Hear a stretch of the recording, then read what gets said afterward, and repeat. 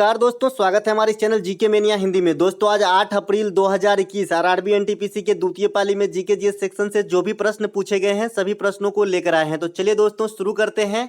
और दोस्तों अगर आपको वीडियो अच्छा लगे तो लाइक कर लीजिएगा, साथ ही साथ अगर चैनल पर पहली बार विजिट कर रहे हैं तो चैनल को सब्सक्राइब करके बेल बटन जरूर दबा लीजिएगा। दोस्तों आज का भी प्रश्न जो है मॉडरेट लेवल का ही रखा गया था। और बता दें दोस्तों ये 6th फेज का जो है आज लास्ट दिन था एग्जाम का। तो देखिए कौन कौन से प्रश्न जो है पूछे गए थे।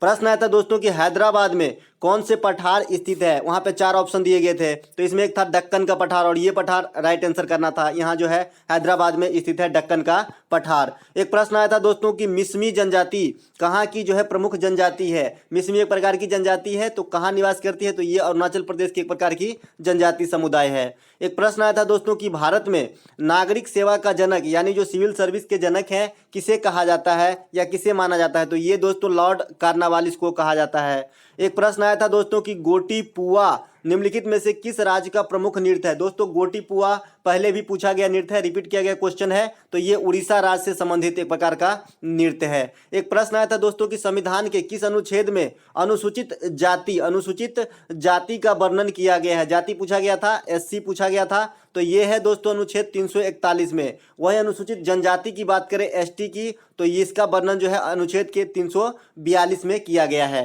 तो आपको ये भी ध्यान रखना है जिनका एग्जाम बाकी है 7th फेज के लिए। एक प्रश्न आया था दोस्तों कि स्वतंत्र भारत के प्रथम विदेश मंत्री कौन थे। दोस्तों स्वतंत्र भारत के प्रथम विदेश मंत्री पंडित जवाहरलाल नेहरू ही थे। चूंकि ये प्रथम प्राइम मिनिस्टर भी रहे हैं तो इसमें जो है कंफ्यूज हो गए बहुत सारे बच्चे। एक प्रश्न आया था दोस्तों कि एनएसडीएल का फुल फॉर्म क्या होता है। दोस्तों अगर आप सरकारी जॉब कर रहे हैं चाहे प्राइवेट में भी एनएसडीएल में आप पैसा लगा रहे हैं तो आपको आराम से समझ सकते हैं इसका फुल फॉर्म। इसका फुल फॉर्म होता है नेशनल सिक्योरिटीज डिपॉजिटरी लिमिटेड। जो भी प्रान कार्ड बनते हैं जो भी गवर्नमेंट एम्प्लॉय का, तो ये जो है यही संस्था इसको संचालित करता है सीआरए के थ्रू एनएसडीएल। तो आपको ये भी ध्यान रखना है। एक प्रश्न आया था दोस्तों कि चारों महानगरों में जो 4 महानगर है दिल्ली, मुंबई, कोलकाता, चेन्नई, तो इनमें से कौन से महानगर का नाम अब तक नहीं बदला गया है। तो बहुत इजी क्वेश्चन था क्योंकि मुंबई का नाम पहले जो है बम्बई हुआ करता था, कोलकाता से पहले कलकत्ता हुआ करता था और चेन्नई से पहले मद्रास। तो यहाँ पे दिल्ली एकमात्र ऐसा बचा जिसका नाम अभी तक नहीं बदला गया और दिल्ली आंसर करके आना था। एक प्रश्न पूछा गया था दोस्तों कि दलदली प्रकार का जो वन है कहाँ पाया जाता है। दोस्तों दलदली वन जो है ये सुंदर वन में पाया जाता है जो पश्चिम बंगाल में स्थित है गंगा ब्रह्मपुत्र डेल्टा पे, और विश्व में सबसे बड़ी डेल्टा का भी उदाहरण है। और इस प्रकार के वन को मैनग्रोव कहा जाता है, तो आप ये भी ध्यान रखना है। एक प्रश्न आया था दोस्तों कि एमएस स्वामीनाथन निम्नलिखित में से किससे संबंधित है। तो दोस्तों एमएस स्वामीनाथन जो है ये भारत में हरित क्रांति के जनक है, यानी हरित क्रांति से संबंधित है। बात करें दोस्तों विश्व स्तर पर हरित क्रांति के जनक किसे कहते हैं, तो ये कहते हैं डॉक्टर नॉर्मन बोरलॉग को, लेकिन भारत स्तर पर एमएस स्वामीनाथन को। तो वहां पे हरित क्रांति टिक करना था। एक प्रश्न आया दोस्तों कि भारत और चीन के बीच निम्नलिखित में से कौन सा दर्रा स्थित नहीं है। वहां पे 4 दर्रा का नाम दिया गया था, नाथुला भी दिया गया था, सिपकिला वगैरह भी दिए गए होंगे। तो यहाँ पे एक खैबर दर्रा भी दिया गया था, तो यही राइट आंसर था क्योंकि खैबर दर्रा जो है अफगानिस्तान और पाकिस्तान के बीच स्थित है, जो भारत और चीन के बीच नहीं आता है। एक प्रश्न आया था दोस्तों कि मेची नदी निम्नलिखित में से किस नदी का सहायक नदी है। यह भी प्रश्न रिपीट किया गया है, यही प्रश्न जो है दोस्तों रिपीट किया गया है। मेची नदी तो ये महानंदा नदी की सहायक नदी है। एक प्रश्न आया था दोस्तों कि सोना को शुद्ध करने के लिए किस द्रव का प्रयोग किया जाता है। दोस्तों ये क्वेश्चन हम पहले ही बताए हैं कि सोना को जो है एकमात्र ऐसा द्रव है जिसमें घुल जाता है। ये क्वेश्चन को थोड़ा सा लैंग्वेज को घुमाया गया कि किस द्रव में जो है सोना को शुद्ध किया जाता है, तो यहाँ पे अम्लराज हो जाएगा, जिसे अंग्रेजी में एक्वा रेजिया कहते हैं। HCl और HNO3 के संयोग से बनते हैं। एक प्रश्न आया था दोस्तों कि पंचवर्षीय योजना लागू करवाने की जिम्मेवारी किस संस्था के पास है। वहां पे नीति आयोग भी दिया गया था, CSO भी दिया गया था और योजना आयोग भी दिया गया था। तो यहाँ पे राइट आंसर योजना आयोग हो जाता, क्योंकि दोस्तों अब वर्तमान में भारत में पंचवर्षीय योजना तो बनेंगे ही नहीं, लेकिन ये क्वेश्चन पुराने टाइप के हैं। जब योजना आयोग चलन में था 2015 से पहले, वर्तमान में नीति आयोग है इनके स्थान पे, तो योजना आयोग का ही काम है पंचवर्षीय योजना को लागू करना और बनाना। एक प्रश्न आया था दोस्तों कि अकबर के संरक्षण जो रहे बैरम खां, उनके बेटे का नाम क्या था। दोस्तों अकबर के प्रारंभिक दिनों में संरक्षण रहे रेजिडेंट, तो उनके बेटे का नाम जो है अब्दुल रहीम खान खाना थे, जो अकबर के दरबारी भी थे। एक प्रश्न आया था दोस्तों कि निकट दृष्टि दोष को और किस नाम से जानते हैं। तो दोस्तों ये भी कॉमन सा क्वेश्चन था। निकट दृष्टि दोष को जो है मायोपिया कहते हैं, वहीं पे दूर दृष्टि दोष को हेट्रोपिया कहते हैं। मायोपिया जो है इसके ठीक करने के लिए अवतल लेंस का प्रयोग किया जाता है।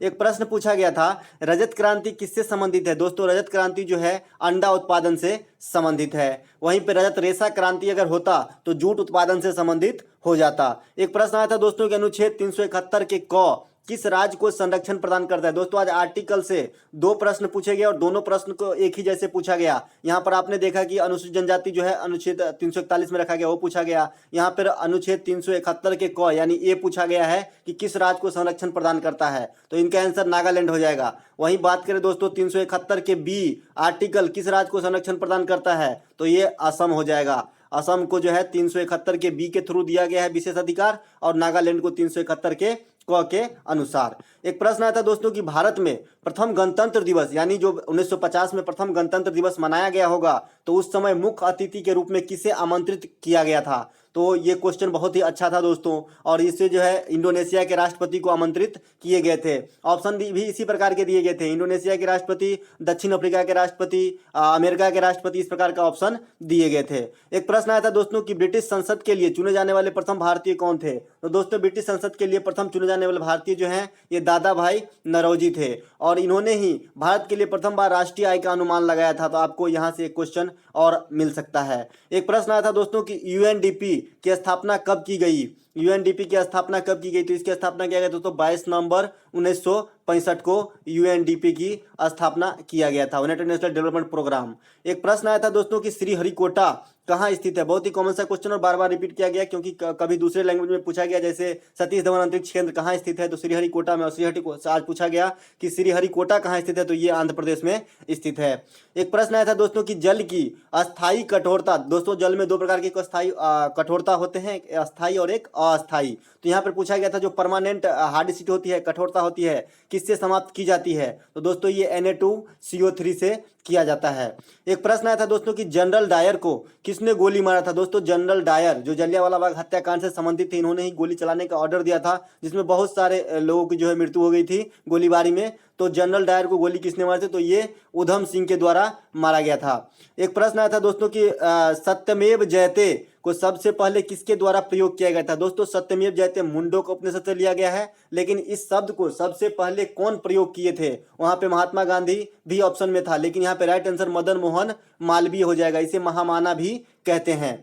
एक प्रश्न आया था दोस्तों कि भारत में इक्ता प्रणाली के जनक कौन है। दोस्तों भारत में इक्ता प्रणाली के जनक इल्तुतमिश है और ये गुलाम वंश से संबंधित है। एक प्रश्न आया था दोस्तों कि आईएसपी का फुल फॉर्म क्या होता है। ये भी रिपीट किया गया क्वेश्चन है, जब फर्स्ट फेज की एग्जाम चल रही थी इसी बार के आरआरबी एनटीपीसी में, वहां पे पूछा गया था 28 दिसंबर को शायद आईएसपी का फुल फॉर्म, तो इसका होता है इंटरनेट सर्विस प्रोवाइडर।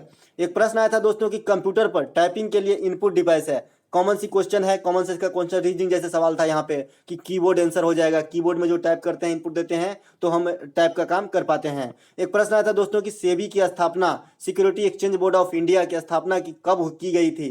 तो दोस्तों इसकी स्थापना 12 अप्रैल 1992 में किया गया था।